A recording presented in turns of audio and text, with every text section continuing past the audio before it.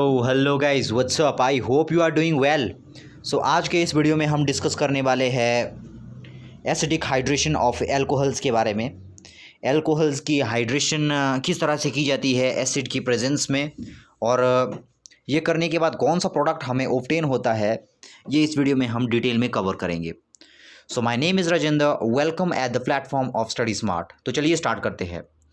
तो हमारा टॉपिक है acidic hydration of alcohols. Means alcohols को हम यहाँ पर इसकी हाइड्रेशन करेंगे एल्कोहल्स की इन the presence of an acid.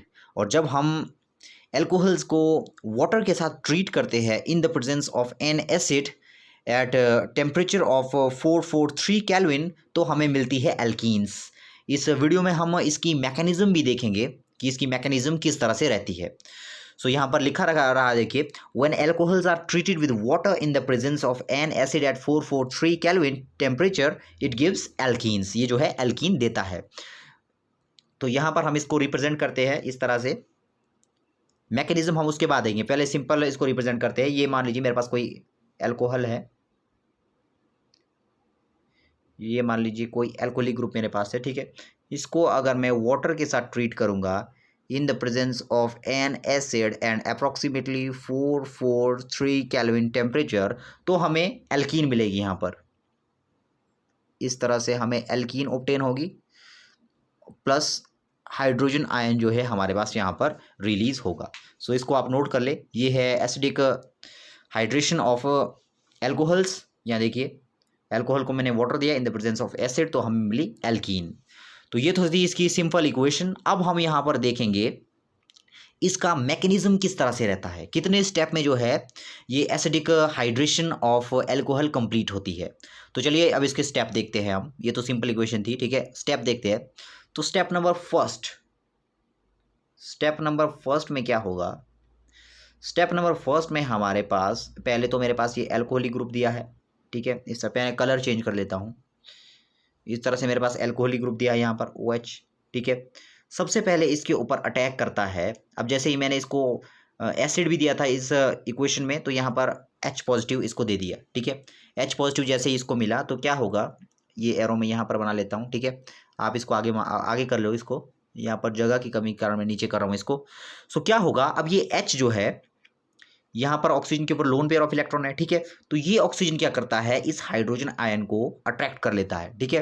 तो ऐसा करने से क्या बन जाता है हमारे पास, कार्बन कार्बन कार्बन कार्बन, ये ऑक्सीजन, यहाँ पर H पहले से था और अब यहाँ पर एक H और आ गया। अब ध्यान दीजिए, जो ये मेरे पास H का आयन था, इसके पास इलेक्ट्रॉन की डेफिशिएंसी है। ये कोई भी बॉन्ड नहीं बना सकता खुद से, क्योंकि इसके पास तो इलेक्ट्रॉन की कमी है और बॉन्ड बनाने के लिए हमें चाहिए इलेक्ट्रॉन, ठीक है। फिर भी यहाँ इसने ऑक्सीजन के साथ बॉन्ड बनाया। इसका क्या मतलब, इसका मतलब ये कि सारे के सारे इलेक्ट्रॉन जो है ऑक्सीजन के लगे, मतलब ऑक्सीजन को इलेक्ट्रॉन का लॉस हुआ। ऑक्सीजन और हाइड्रोजन के बीच में बॉन्ड बना और दोनों इलेक्ट्रॉन किसके लगे, हाइड्रोजन के लगे, ऑक्सीजन के लगे, ठीक है ना। इसलिए इस ऑक्सीजन के ऊपर क्या आ गया, ऑक्सीजन के ऊपर आ गया पॉजिटिव चार्ज, ठीक है। ऑक्सीजन के ऊपर क्या आ गया, पॉजिटिव चार्ज, क्योंकि इसने अपने इलेक्ट्रॉन जो है ये वाला जो H का आयन था इसके साथ बॉन्ड बनाने में खर्च कर लिए, इसलिए ऑक्सीजन के ऊपर क्या आ गया हमारे पास, पॉजिटिव चार्ज, ठीक है। तो फर्स्ट स्टेप में हमारे पास ये वाला प्रोडक्ट हमारे पास बन गया, ठीक है। ये तो था स्टेप नंबर फर्स्ट, ठीक है। अब स्टेप नंबर सेकंड पर चलते हैं। स्टेप नंबर सेकंड में क्या होगा, स्टेप नंबर 2 में क्या होगा। अब यहाँ पर क्या है हमारे पास, कुछ इस तरह से हमारे पास प्रोडक्ट बना था। यहाँ पर हमारे पास H था और एक H हमारे पास यहाँ पर आ गया था, ठीक है। और H के ऊपर क्या आ गया था हमारे पास, पॉजिटिव चार्ज आ गया था, ठीक है। अब क्या होगा, अब ध्यान से देखेंगे यहाँ पर। अब जैसे ही यहाँ पर कार्बन के ऊपर ऑक्सीजन के ऊपर जैसे ही पॉजिटिव चार्ज आ जाता है, अब आपको पता है इलेक्ट्रोनेगेटिविटी के बारे में। इलेक्ट्रोनेगेटिविटी क्या है, इलेक्ट्रॉन्स को अपनी तरफ अट्रैक्ट करने की कैपेसिटी। अब आपको पता है कि कार्बन की इलेक्ट्रोनेगेटिविटी ज़्यादा है या ऑक्सीजन की इलेक्ट्रोनेगेटिविटी ज़्यादा है। अब हमें पता है कि ऑक्सीजन की इलेक्ट्रोनेगेटिविटी काफ़ी ज़्यादा होती है एज कम्पेयर टू कार्बन, इसलिए ये ऑक्सीजन क्या करेगा। अब यहाँ पर देखिए ऑक्सीजन अनस्टेबल हो चुका है, ठीक है ना। ऑक्सीजन अनस्टेबल हो चुका है, ये ऑक्सीजन जो है इलेक्ट्रॉन को अट्रैक्ट कर सकता है, लेकिन फिर भी इसके ऊपर पॉजिटिव चार्ज लगा हुआ है, ठीक है। मतलब ये बहुत ही अनस्टेबल है इस वक्त, ठीक है ना। स्टेबल होने की पूरी कोशिश करेगा। स्टेबल होने के लिए क्या करेगा, ये जो है इस कार्बन और ऑक्सीजन के बीच में जो बॉन्ड यहाँ पर है, इसके इलेक्ट्रॉन को ये ऑक्सीजन अपनी तरफ खींचने की पूरी पावर लगाएगा, क्योंकि ऑक्सीजन की इलेक्ट्रोनेगेटिविटी बहुत ज़्यादा है as compare to carbon. Now इससे क्या होगा, अब इससे हमारे पास क्या हो गया, ये कार्बन कार्बन कार्बन, ये कार्बन यहाँ पर इस तरह से ये वाले इलेक्ट्रॉन जो है सारे के सारे यहाँ पुश हो गए, ठीक है, ऑक्सीजन के ऊपर, क्योंकि इसको ऑक्सीजन को जो है स्टेबल होना है, ठीक है। जैसे ही ऐसा हो गया तो कार्बन के ऊपर देखिए क्या आ गया, कार्बन के दोनों इलेक्ट्रॉन कहाँ चले गए, कार्बन और ऑक्सीजन के बीच में जो दो इलेक्ट्रॉन थे वो सारे के सारे कहाँ चले गए, ऑक्सीजन के पास चले गए, ठीक है। इससे क्या हो गया, इस वाले कार्बन के ऊपर क्या आ गया, पॉजिटिव चार्ज, क्योंकि इसके इलेक्ट्रॉन दोनों ऑक्सीजन खा गया, ठीक है। और रिलीज क्या हुआ हमारे पास, अब रिलीज देखिए क्या हुआ हमारे पास, रिलीज देखिए हमारे पास क्या हुआ, H2O हमारे पास रिलीज हो गया, H2O रिलीज हो गया, ठीक है। यहाँ देखिए एक ऑक्सीजन ये है, दो हाइड्रोजन है।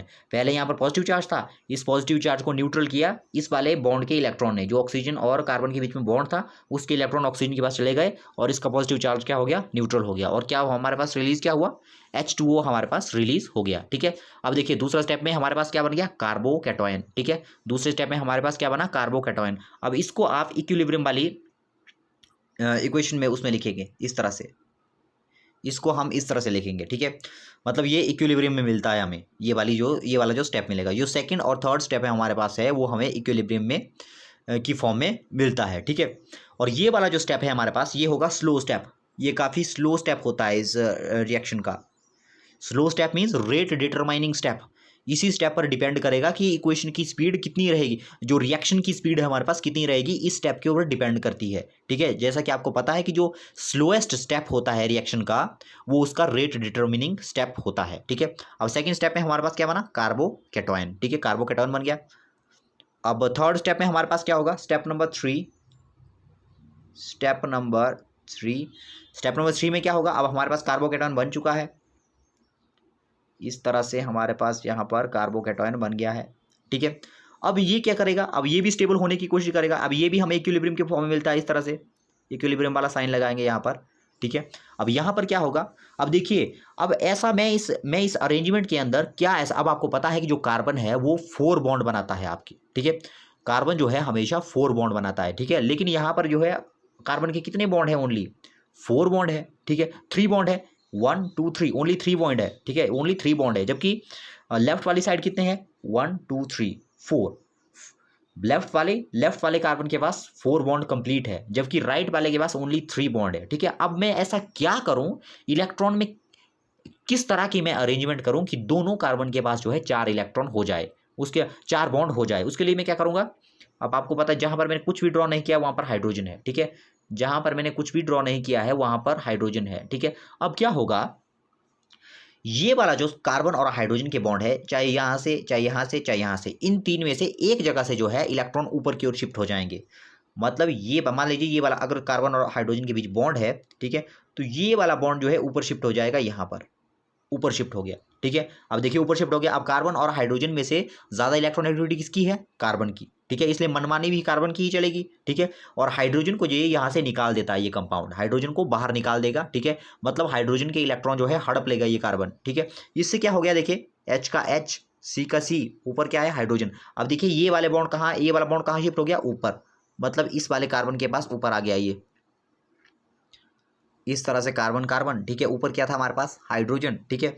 अब देखिए यहाँ पर क्या है, हाइड्रोजन। अब देखिए इसके ऊपर का पॉजिटिव चार्ज जो है हट जाएगा अब, ठीक है, हट गया। क्यों हट गया, क्योंकि यहाँ के इलेक्ट्रॉन ऊपर शिफ्ट हो गए, जैसे ही ऊपर शिफ्ट हो गए तो यहाँ पर बॉन्ड बन गया। देखिए अब देखिए कार्बन के पास कितने बॉन्ड है, 1 2 3 4, मतलब कार्बन का जो पॉजिटिव चार्ज था वो खत्म हो गया। क्यों खत्म हो गया, क्योंकि हाइड्रोजन, कार्बन और हाइड्रोजन के बीच में जो बॉन्ड था वो उसके इलेक्ट्रॉन जो है ऊपर शिफ्ट हो गए, ठीक है। ऊपर शिफ्ट होने से जो है कार्बन के पास इलेक्ट्रॉन की जो डेफिशिएंसी थी वो जो है उसकी खत्म हो गई, ठीक है। साथ में हमारे पास क्या निकल जाएगा, अब देखिए ये H भी बाहर निकल गया, H।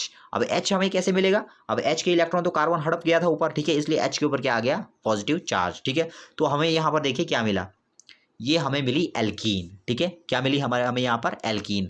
इसका मतलब ये कि जब हम एल्कोहल को वाटर के साथ ट्रीट करते हैं in the presence of an acid such as H2SO4, तो हमें जो है एल्कीन्स जो है मिलती है। So I hope you found this video useful. मिलते हैं नेक्स्ट वीडियो में, तब तक के लिए गुड बाय।